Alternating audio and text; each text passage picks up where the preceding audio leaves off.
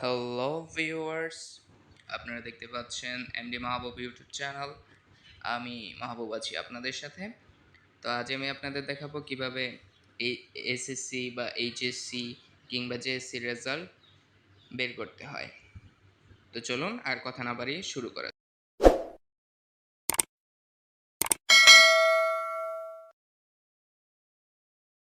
Mobile দিয়ে একটি school বা সম্পূর্ণ কলেজের ওভারঅল একটা রেজাল্ট দেখাও যেতে পারে।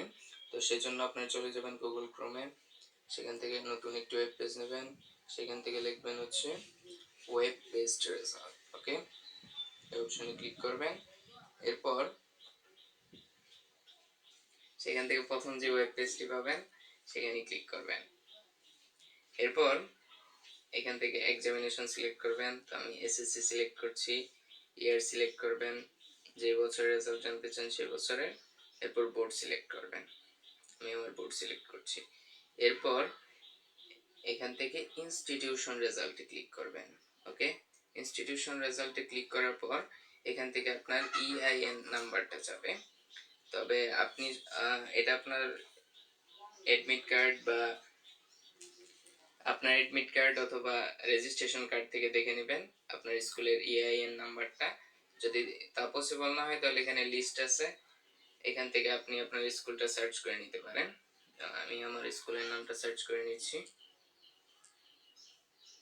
এই যে দেখুন, আমার স্কুলের ইআইএন নম্বরটা চলে আসছে কোথায়, এই যে দেখুন। এই কোডটা কপি করে নেই, কপি। ওকে, আবার ব্যাকে চলে যাই। এবারে নামটা এখানে শুধু বসাই দেন।